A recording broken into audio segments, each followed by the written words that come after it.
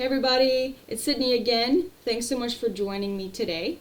I wanted to make a video about depression, not just to add to the noise about depression. You know, everyone's talking about anxiety, depression, mental health, which I love because I'm such an advocate for it. But I don't want this to seem cringy because it's very genuine, and that's why I'm talking about it and sharing it with you.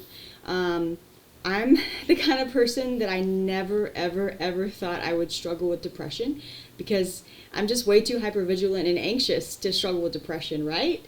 But I believe that, one, I've maybe had low-grade depression my whole life, but two, the anxiety, I think, was masking it a little bit, but not just masking it. I think my anxiety has turned into depression. Because after a while, your brain learns like, oh, we're just anxious and we're tired of being anxious. We're just gonna not care anymore. So that's a thing. I wanted to share this journal entry I wrote on May the 28th. But it kind of has poem vibes, but it's not actually a poem, so don't expect much in terms of poetry. But as I've mentioned, I'm like ENFJ and I'm a 2. And I believe that my depression is actually very related to being a 2, as I'll talk about. But I've just been learning a lot of the things I thought meant something don't mean much. Like I thought bad boundaries was like my purpose in life. I didn't think they were bad boundaries. I thought they were like doing a good thing. But as I've worked on that, the more I've struggled with depression because it brings up some really core issues that I think if you're a 2, like caring for other people actually masks. And I've always been very self-aware, and so I never thought I was a 2. I thought I was a 4 for the longest time. But what I've learned is you can be very self-aware too and still not really feel your feelings and really know what you want and what you value. And that's where Sydney is today in her life. So yeah, it really sucks. But I hope that even if you are not a 2, you're not an ENFJ, you will still get something out of this video. Because everyone struggles with, I don't want to say everyone struggles with depression, but I do think everyone will experience it potentially at some point in their life. Yes.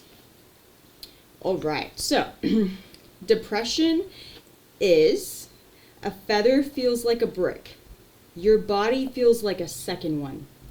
When you're helping an injured friend get to the sidelines and you're carrying all of their weight, going even somewhat fast is impossible when you feel yourself dragging with every single step.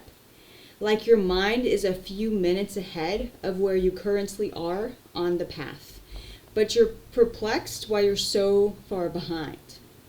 Depression is joy feeling like sorrow, smiling feeling like numbness, words feeling meaningless, inspiration being something that abandoned you to die alone, comfort being something you can only find in your bedsheets, in your walls, or in your closed eyes.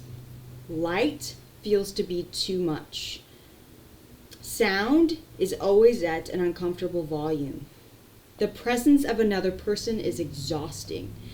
The energy around you is a thief and not a servant. The thought of what brought gratitude brings anxiousness over losing it. Depression is loving Jesus more than anything, but church feels so boring, and you can't bear to stay awake. You can't bear to sing, you can't bear to listen, you can't bear to smile and chat with the people you know, much less the people you don't. You cannot bear to be there. Depression is feeling like your purposeful engagement in life is all a lie. Feeling like you've complicated things and worn yourself out. All for what? For burnout? For helping? For growth? And You've just had bad boundaries. You've just been a people pleaser. You've just, feeling like hope is a lie. Feeling like true life is a false reality. Thinking you could be confident and happy, but there's always another self-doubt and self-torment that you will accept. Depression is powerlessness, stuckness, the literal inability to feel as if you are moving forward or that you're a part of something beautiful. That's my journal entry. And as you can see, I kind of go and I kind of play around with the concept of depression being a contradiction. And that's been my experience of it. That I know all these things to be true. The joy doesn't actually feel like sorrow. But a lot of times, if you have a similar experience as I do, you have literally poured out your whole life to be this person that is like sunshine.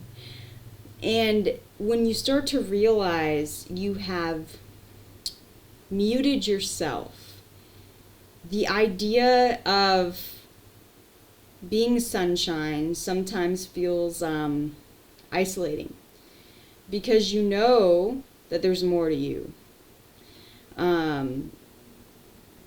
You know that you want to get to a deeper place of knowing yourself. So I don't know, like sometimes I'm tempted, actually, at least once every day, multiple times usually, I'm tempted to avoid sunshininess in myself, avoid being happy to engage with people, happy to serve people. I avoid that feeling, and it's because I know it often leads to having bad boundaries for me, but that's a whole nother story. But the fact of the matter is that we all have a lie we've believed our whole lives, and it's so ingrained in us that when we try to overcome it, our very bodies, like they're just like, what is going on? Like, how dare you? And it creates a lot of combative physical sensations and emotions. But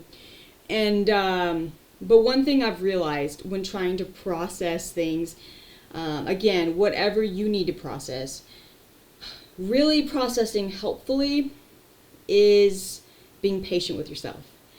And what I've noticed with my depression is it usually springs up when I'm expecting myself to be somewhere I'm not. For example, right, like a people pleaser can't go from like needing every person to like them to needing nobody to like them. And that's the kind of stuff I expect from myself. So I'm not just struggling with shame. I'm struggling with like, now I need to be perfectly not a people pleaser, which you could say that's another type of people pleasing, in terms of like more morality or meaning. Like I need to like be in alignment with the truth of the universe, to be okay with myself, or of course I'm a Christian, so be in alignment with God and who he is and his truth, or I'm not okay with myself. And the fact of the matter is that love is patient. Love is kind.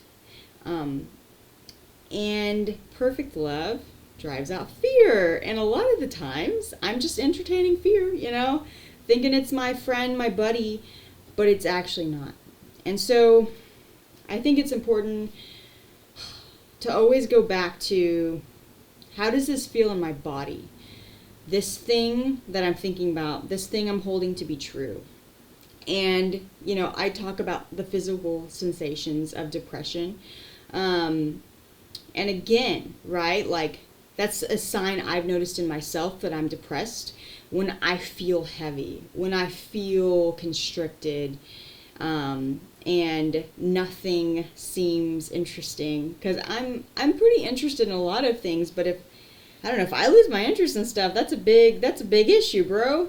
And you just got to call out your mind. 21 Pilots, if anybody knows that band, I want to say it's the song Migraine, and it's in like the second verse or the third, and he says, sometimes to stay alive, you've got to kill your mind. And that does not mean that we suppress emotions. That's something I'm really trying to learn, because I've suppressed emotions my whole life, and now that I'm trying to like feel feelings, I'm trying to understand the difference, and I'm sure I'm not alone in that. But killing your mind, it's like killing the lies that you believe. If you believe it's all meaningless, if you believe that there's nothing for you, you believe that there's no progression, you're just stuck your whole life, you have to combat that fear. And again, I'm going to go back to the Bible and say perfect love drives off fear. And so if you are afraid, it's not God, and it's not truth, because I'm of the perspective that all truth is God's truth. Let me clarify, I do not believe that all religions lead to God, but I do believe that anything that's true is something that God has made. And so I think that when it comes to self-care and like improving your mental health, and improving trauma, improving like whatever, you've got to go back to, is this making me afraid? There's also another verse that talks about that God has not given us a spirit of fear, but of power, love, and self-control. And again, I love that, because a lot of times it feels like my mind is in control. It feels like literally I have to serve it. All the anxious thoughts I have, all the overwhelming thoughts I have, like that it is true. But I can tell my mind, hey, you're just my mind. You're here to serve me. And that's something 21 Pilots talks about in that song, Migraine, as well, that we are in control of ourselves. And God made us that way, to steward ourselves. But there's so many of us that feel like such a victim.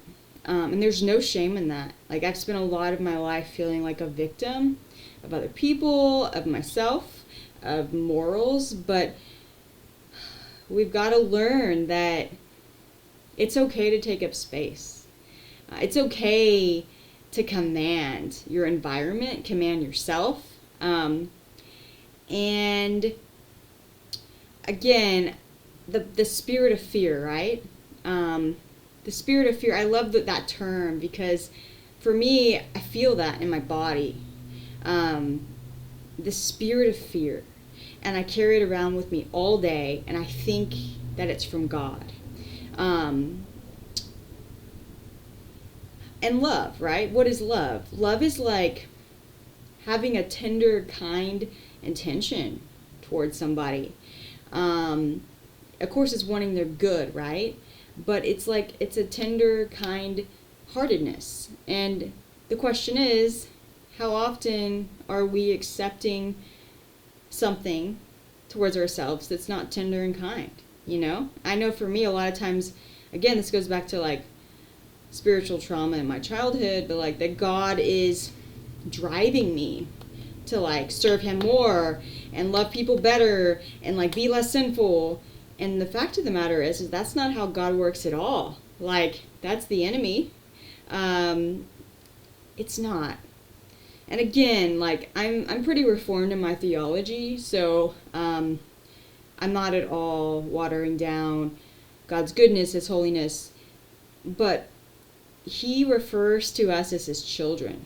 And like, if you see a dad with a child, like, again, I have an unhealthy relationship with my father, but even I can look at that and be like, wow, that's really precious, and we have a perfect father. So thank you guys so much for watching and listening to my very unprofessional video. We're just starting out, so If I tried to make these really high quality, I would never post them. So I'm just being vulnerable. But it's really good to speak with you, and I hope you have a beautiful day. God bless.